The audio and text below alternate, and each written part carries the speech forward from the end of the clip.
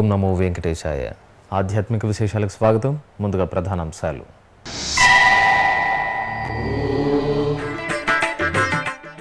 గ్రామీణ ప్రాంతాల్లో ధర్మ ప్రచారమే లక్ష్యం, భజన సంప్రదాయానికి టీటీడీ సహకారం.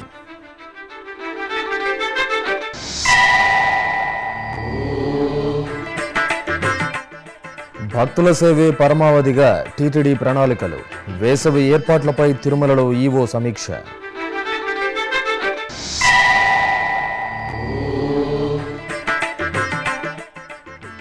రుద్రపాదాల ముక్కోటిగా ప్రసిద్ధి చెందిన క్షేత్రం తొండవాడలోని శ్రీ అగస్తీశ్వర స్వామి దేవాలయం ప్రత్యేక కథనం.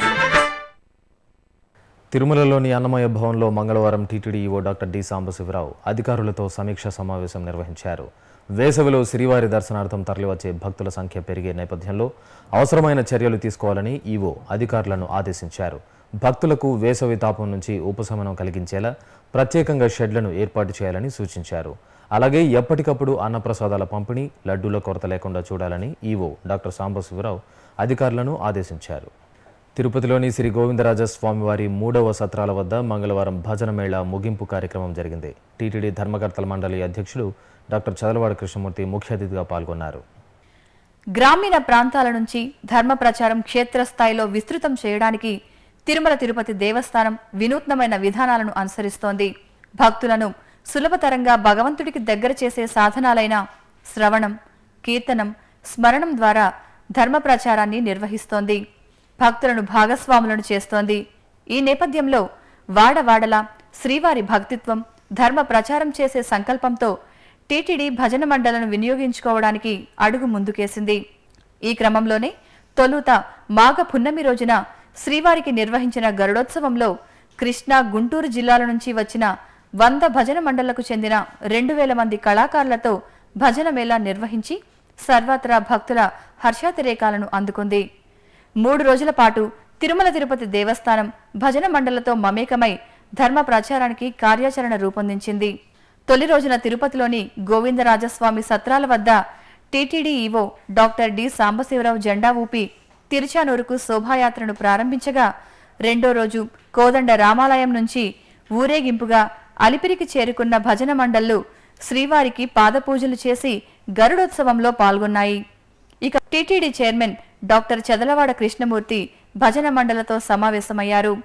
ఈ సందర్భంగా ఆయన మాట్లాడుతూ, వారసత్వంగా వచ్చిన భజన సాంప్రదాయ పరిరక్షణకు తిరుమల తిరుపతి దేవస్థానం పెద్దపీట వేస్తుందని తెలియజేశారు. ఈ మహత్తరమైనటువంటి కలియుగ వైకుంఠంలో ఇంతమంది భక్తులను చూసేటటువంటి అవకాశం, భగవంతుడిని స్మరిస్తూ మనకున్నటువంటి సంపదని రాబోయే తరాలకు అందించేదానికి చేస్తున్నటువంటి ఏర్పాటు ఇది.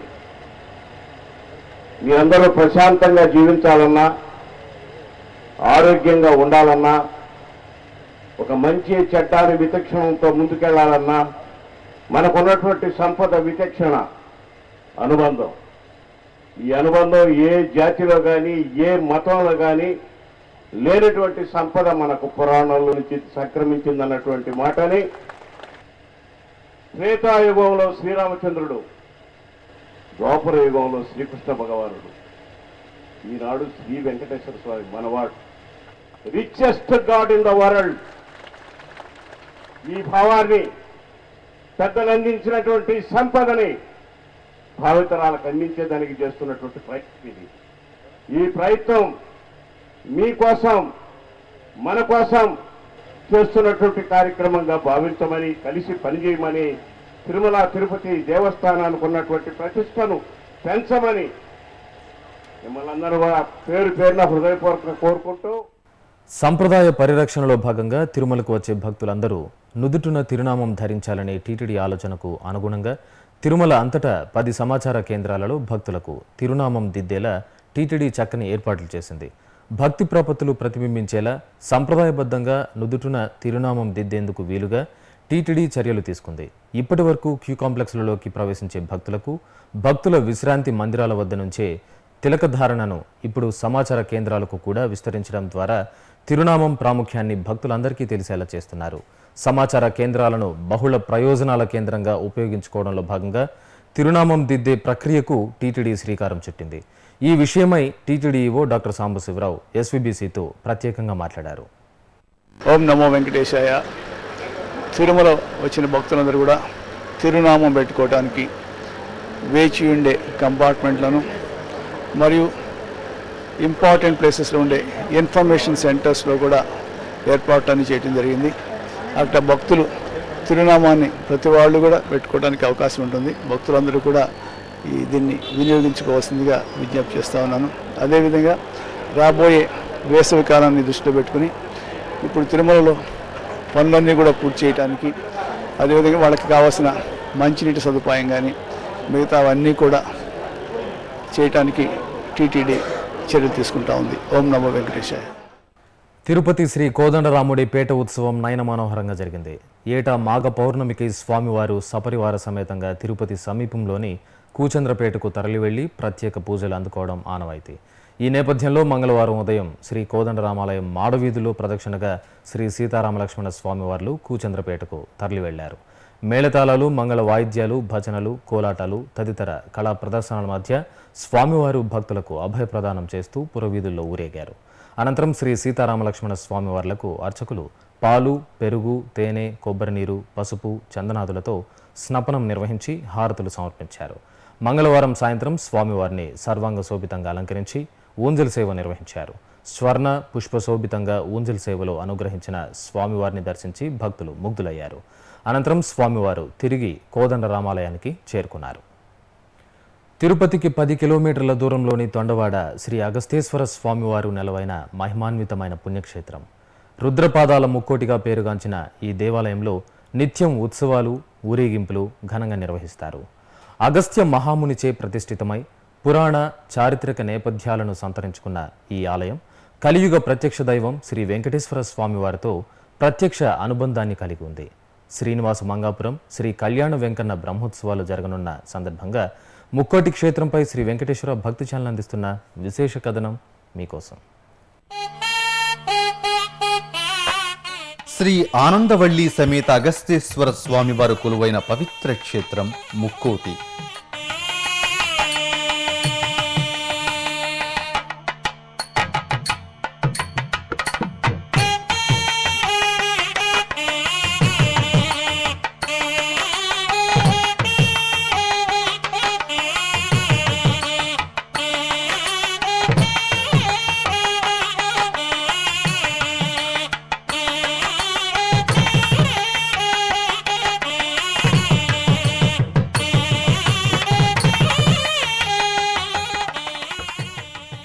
చిత్తూరు జిల్లా చంద్రగిరి మండలం తొండవాడలో నెలవైన శ్రీ అగస్తేశ్వర స్వామి ఆలయం పురాణ చారిత్రక ప్రాశస్త్యాలను సొంతం చేసుకుని పురాతన పుణ్యక్షేత్రంగా వినుతికెక్కింది. ఇక్కడ అగస్తేశ్వర స్వామి నిలవై ఉండడం వెనుక ఆసక్తికరమైన కథనం ఉంది. పూర్వం సువర్ణముఖి నది ఒడ్డున అగస్త్య మహాముని ఆశ్రమం ఉండేది. ఒకరోజు అగస్త్య మహాముని స్వర్ణముఖి నదిలో స్నానమాచరిస్తూ ఉండగా ఒక శివలింగం లభ్యమైంది. ఆ మహాముని ఆ శివలింగాన్ని తీసుకుని స్వర్ణముఖి నది ఒడ్డున ప్రతిష్ఠించారు. అందువల్ల ఈ క్షేత్రం అగస్త్య ప్రతిష్ఠిత ఆలయంగా విలసిల్లుతోంది. ఇంతటి ప్రాశస్త్యాన్ని సంతరించుకున్న ఈ క్షేత్రం కలియుగ దైవం శ్రీ వెంకటేశ్వర స్వామితో ప్రత్యక్ష అనుబంధాన్ని ఏర్పరచుకుంది. శ్రీనివాసుడు ఆకాశరాజు కుమార్తె శ్రీ పద్మావతీదేవిని నారాయణవనంలో పరిణయమాడి ముక్కోటి మార్గం గుండా తిరుమలకు వెళ్లే సమయంలో అగస్త్య మహామునిని దర్శించుకున్నారు. ఈ సందర్భంగా నూతన వధూవరులు 6 నెలలు కొండ ఎక్కకూడదని, ఇక్కడే నివాసం ఉండమని అగస్త్య మహాముని శ్రీనివాసుడికి తెలియజేశారు. అగస్త్య మహాముని సూచన మేరకు కొండ కింద శ్రీనివాస మంగాపురంలో 6 నెలలు పద్మావతి శ్రీనివాసులు నివాసం ఉన్నట్లు శ్రీ వెంకటాచల మహత్యం తెలియజేస్తోంది. తదనంతరం తన ఉనికికి గుర్తుగా సువర్ణముఖి నదిలో పాదముద్రల్ని అనుగ్రహించి అగస్త్య మహాముని అనుమతితో శ్రీనివాసుడు తిరుమలకు చేరుకున్నట్టు ప్రతీతి. ఇప్పటికీ ఈ పాదముద్రలను స్వర్ణముఖి నది మధ్యలో రాతి మండపం కింద శిలపై మనకు దర్శనమిస్తాయి. 100 సంవత్సరాల క్రితం శ్రీకాళహస్తీశ్వర స్వామి ఆలయాన్ని జీర్ణోద్ధరణ చేసిన శెట్టియార్లు ముక్కోటి ఆలయాన్ని కూడా జీర్ణోద్ధరణ చేసి పాలనా బాధ్యతలను తొండవాడలోని మొగిలిరెడ్లకు అప్పగించారు. నాటి నుంచి నేటి వరకు ముగిలిరెడ్ల పర్యవేక్షణలు శ్రీ అగస్తేశ్వర స్వామికి ధూపదీప నైవేద్యాలను నిర్వహిస్తున్నారు. ప్రతి ఏటా ఈ ఆలయంలో కార్తీక పౌర్ణమి సందర్భంగా రుద్రపాదాల ముక్కోటి ఉత్సవాలు, మహాశివరాత్రికి ఉత్సవాలను విశేషంగా నిర్వహిస్తారు.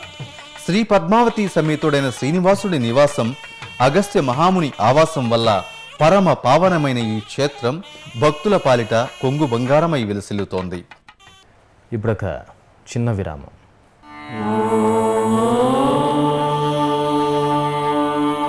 వందే గోమాతరం. గోవుతో మానవ జీవన వ్యవస్థకున్న అనుబంధం విడదీయరానిది.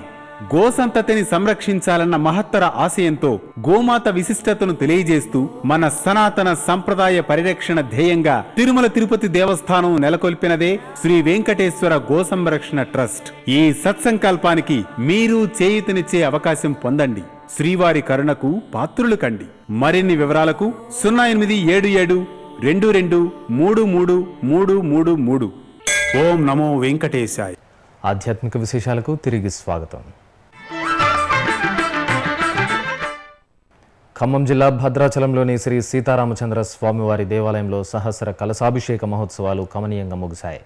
లోక కళ్యాణార్థం 3 రోజుల పాటు నిర్వహించిన ఉత్సవాల్లో చివరి రోజున ఉత్సవమూర్తులకు శ్రీ సీతాలక్ష్మణ సమేత శ్రీరామచంద్రమూర్తి ఉత్సవమూర్తులను వేదికపై కొలువు తీర్చి పంచామృతాలతో అభిషేకాన్ని నిర్వహించారు. అనంతరం మంజరి అద్ది పవిత్ర గోదావరి నదీ జలాలతో అభిషేకం చేశారు. ఆపై స్వామివార్లను శోభాయమానంగా అలంకరించి మంగళ హారతులు సమర్పించారు. ఆలయ ప్రాంగణంలో హోమాలు నిర్వహించాక స్వామివారిని పురవీధులలో ఊరేగించారు. ఇక ధర్మ ప్రచారంలో భాగంగా తిరుమల తిరుపతి దేవస్థానం కళ్యాణోత్సవ ప్రాజెక్టు ఆధ్వర్యంలో దేశవ్యాప్తంగా పలు ప్రాంతాల్లో శ్రీనివాస కళ్యాణోత్సవాలు నిర్వహిస్తోంది. ఈ నేపథ్యంలో కృష్ణా జిల్లా కైకలూరులో శ్రీనివాస కళ్యాణోత్సవం ఘనంగా నిర్వహించారు. కైకలూరు టౌన్ హాల్ మైదానంలో సర్వాంగ సుందరంగా తీర్చిదిద్దిన వేదికపై ఉత్సవమూర్తులను కొలువు తీర్చి విషుక్సేనారాధన, పుణ్యాహవాచనం, రక్షాబంధనం, అగ్ని ప్రతిష్ఠ, మాంగళ్య పూజ నిర్వహించారు. ఆపై మంగళ వాయిద్యాలు, భక్తుల గోవిందనామ స్మరణల మధ్యన స్వామివారి కళ్యాణ క్రతువు శాస్త్రోక్తంగా నిర్వహించారు.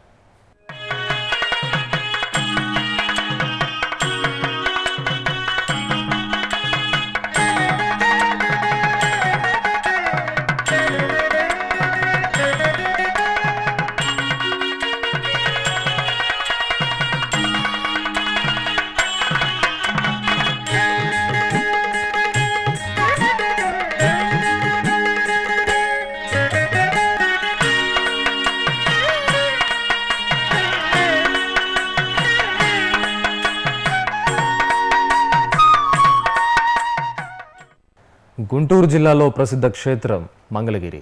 పానకాల లక్ష్మీ నృసింహస్వామి భక్తులను కటాక్షిస్తున్న పుణ్యప్రదేశం. మాఘ పున్నమి సందర్భంగా పానకాల నృసింహస్వామి వారికి తెప్పోత్సవాన్ని అత్యంత వైభవంగా నిర్వహించారు. ఉత్సవంలో తొలుత స్వామివారికి ప్రత్యేక పూజలు జరిపి పట్టు వస్త్రాలు, స్వర్ణాభరణాలతో సర్వాంగ శోభితంగా అలంకరించారు.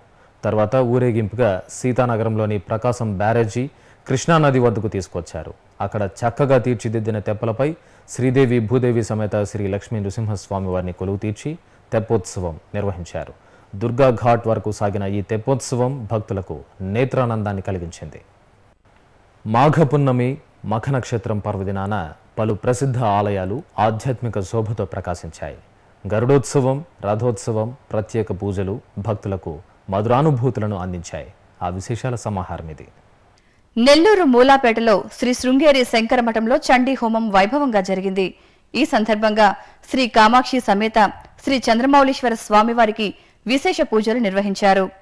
అనంతరం యాగశాలలో శాస్త్రోక్తంగా చండీ స్తోత్ర పఠనంతో చండీ హోమాన్ని జరిపి పూర్ణాహుతి సమర్పించారు.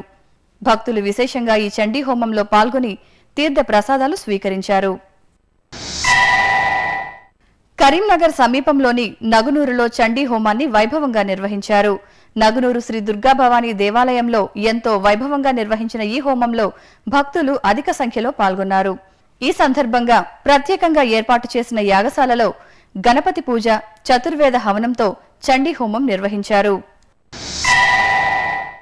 విశాఖపట్నం శాంతినగర్ శ్రీ సీతారామస్వామి వారి ఆలయంలో లక్ష్మీ హయగ్రీవ హోమాన్ని వేదోక్తంగా జరిపారు. ఇందులో భాగంగా యాగశాలలో శ్రీ లక్ష్మీ హయగ్రీవమూర్తిని కొలువు తీర్చి పూజలు నిర్వహించారు. అనంతరం స్వామివారి సన్నిధిలో అగ్ని ప్రతిష్ఠ, గణపతి ఆరాధనతో హోమాన్ని నిర్వహించి పూర్ణాహుతి సమర్పించారు. మాఘ పౌర్ణమి రోజున లోక సంక్షేమం కోసం తలపెట్టిన ఈ హోమంలో విద్యార్థులు భక్తి శ్రద్ధలతో పాల్గొని జ్ఞానప్రదాత శ్రీ లక్ష్మీ హయగ్రీవ స్వామివారి ఆశీస్సులు అందుకున్నారు. ఇక అనంతపురం సమీపంలోని బుక్కరాయ సముద్రం దేవరకొండపై బ్రహ్మోత్సవాలు ఘనంగా జరుగుతున్నాయి. ఆహ్లాదభరితమైన వాతావరణంలో నెలవైన ఈ ఆలయం భక్తుల ఆరాధ్య నిలయంగా అలరారుతోంది. ఏటా మాఘమాసంలో దేవరకొండ బ్రహ్మోత్సవాలు వేడుకగా నిర్వహించడం ఆనవాయితీ. ఈ సందర్భంగా స్వామివారు సూర్యప్రభ వాహనంపై భక్తులకు దర్శనమిచ్చారు. కిరణ తేజస్సుతో కరుణించిన కొండమీద రాయిని భక్తులు కనులారాగాంచి తరించారు. నిజామాబాద్ జిల్లా ఎడపల్లి మండలం జానకంపేటలోని పురాతన శ్రీ లక్ష్మీ నృసింహస్వామి దేవాలయ వార్షిక బ్రహ్మోత్సవాలు కనుల పండుగగా నిర్వహించారు. ఉత్సవాల్లో భాగంగా స్వామివారి రథోత్సవం రమణీయంగా జరిగింది. ముందుగా స్వామివారికి పరిమళ ద్రవ్యాలు, పవిత్ర జలాలతో అభిషేకాన్ని నిర్వహించారు. ఆపై స్వామివారిని శోభాయమానంగా అలంకరించి రథంపై కొలువు తీర్చారు. భాజా భజంత్రీలు, మేళతాళాలు, మంగళ వాయిద్యాలతో స్వామివారి రథోత్సవం చూడముచ్చటగా సాగింది. అధిక సంఖ్యలో భక్తులు రథోత్సవంలో పాల్గొని జయ జయ ధ్వానాలు చేస్తూ స్వామివారి కృపకు పాత్రులయ్యారు. పశ్చిమ గోదావరి జిల్లా ఏలూరు బావిశెట్టివారిపేటలో కొలువై ఉన్న త్రిశక్తి ఆలయంలో శ్రీ భద్రాద్రి రామయ్య ప్రతిష్టాపనోత్సవం కనుల పండుగ నిర్వహించారు. 2 రోజుల పాటు జరిగిన ఈ ఉత్సవాల్లో భాగంగా ఆలయ ప్రాంగణంలో అగ్ని ప్రతిష్ఠ, హోమం నిర్వహించారు. ఆపై శ్రీ సీతారామలక్ష్మణ హనుమాన్ స్వామివార్లకు క్షీరాదివాసం, ధాన్యాదివాసం, జలాదివాసాలను జరిపారు. ఆపై భద్రాద్రి రామయ్య విగ్రహ ప్రతిష్ఠ, ప్రాణప్రతిష్ఠ జరిపి బింబదర్శనం, హారతి సమర్పించారు. తమిళనాడు రాష్ట్రం వాలాజీపేట సమీపంలోని శ్రీ ధన్వంతరి ఆరోగ్య పీఠంలో గంధర్వరాజ హోమం నిర్వహించారు. గంధర్వ హోమంలో పాల్గొంటే వివాహం కాని వారికి కళ్యాణ యోగం ప్రాప్తిస్తుందని ఆర్యోక్తి. ఈ సందర్భంగా కలశ ప్రతిష్ఠ, కలశ పూజ చేశారు. ఆపై ఆ పవిత్ర జలాలతో స్వామివారికి అభిషేకం నిర్వహించారు. తర్వాత గంధర్వ హోమం జరిపి పూర్ణాహుతి సమర్పించారు. ఇప్పుడు ఒక చిన్న విరామం.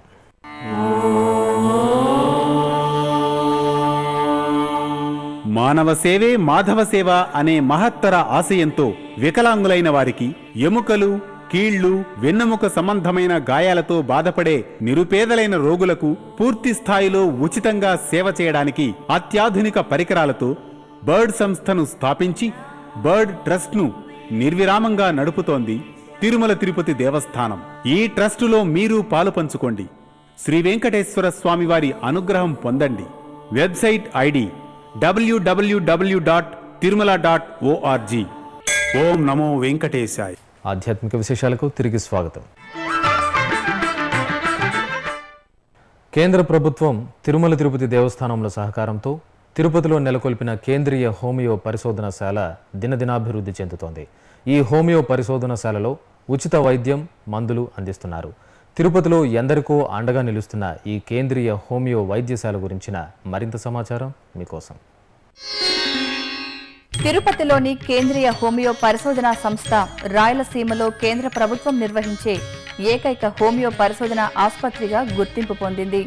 చిత్తూరు జిల్లాతో పాటు పరిసర జిల్లాల నుంచి చికిత్స పొందేందుకు ఈ కేంద్రానికి వస్తుంటారు.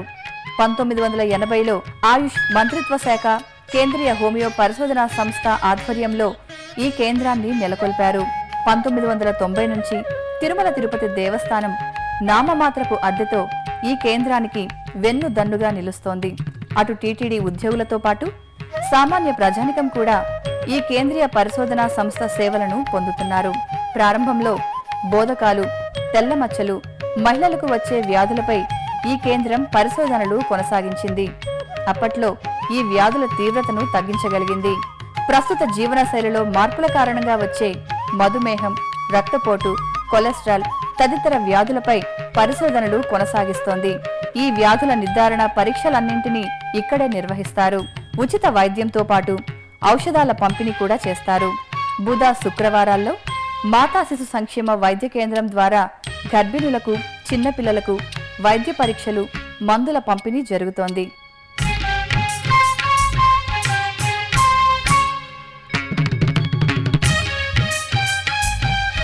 ప్రతిరోజు 150 నుంచి 200 మందికి వైద్య సదుపాయం అందుతోంది.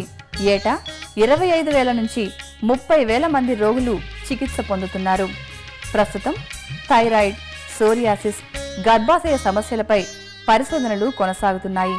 ప్రతిరోజు ఉదయం 8 గంటల నుంచి 12 గంటల వరకు అవుట్ పేషెంట్ విభాగం పనిచేస్తోంది. రెండో శని ఆదివారాలు ఇతర ప్రభుత్వ సెలవు రోజుల్లో ఓపీ ఉండదు.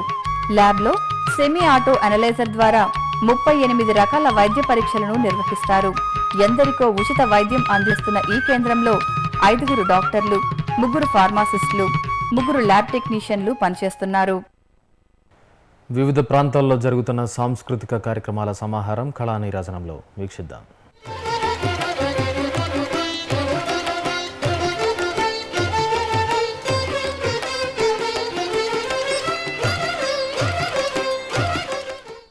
తిరుమలలోని నాదనీరాజనం వేదికపై మంగళవారం నామ సంకీర్తనం భక్తి శ్రద్ధలతో నిర్వహించారు. తమిళనాడు మెట్టుపాల్యానికి చెందిన ఎన్ వాసుదేవన్ బృందం నామ సంకీర్తనతో శ్రీవారికి నీరాజనం సమర్పించారు. ஞானம் நாடி குருவை தேடி ஞானம் நாடி குருவை தேடி ஞானம் நாடி குருவை தேடி ஞானம் நாடி குருவை தேடி மாயை விலக போவோம் தேடி ஞானம் நாடி குருவை ఇక తిరుమలలో శ్రీవారి దర్శనం, గదుల ఖాళీలు, వాతావరణం తదితర విశేషాలను ఇప్పుడు తిరుమల సమాచారంలో తెలుసుకుందాం. ఇప్పటి వరకు అందిన సమాచారం మేరకు నిన్న మొత్తం 58,651 మంది భక్తులు శ్రీవారి దర్శనం చేసుకున్నారు. ఇక ఈ రోజు ఇప్పటి వరకు 3,000 మంది భక్తులు శ్రీవారి దర్శనం చేసుకున్నారు. 4 కంపార్ట్మెంట్లలో భక్తులు శ్రీవారి దర్శనం కోసం వేచి ఉన్నారు. సర్వదర్శనానికి 4 గంటలు, దివ్య దర్శనానికి 3 గంటల సమయం పడుతోంది. తిరుమలలో 730 గదులు ఖాళీగా ఉన్నాయి. అలిపిరి, శ్రీవారి మెట్టు మార్గాల్లో భక్తుల రాకపోకలు యథావిధిగా సాగుతున్నాయి. ఇక తిరుమల వాతావరణం గరిష్ట ఉష్ణోగ్రత 33 డిగ్రీల సెల్సియస్, కనిష్ట ఉష్ణోగ్రత 17 డిగ్రీల సెల్సియస్. ఆధ్యాత్మిక విశేషాలు ఇంతటితో సమాప్తం. తిరిగి మధ్యాహ్నం 1 గంటకు ప్రసారమయ్యే ఆధ్యాత్మిక విశేషాలలో మళ్ళీ కలుసుకుందాం. ఓం నమో వెంకటేశాయ.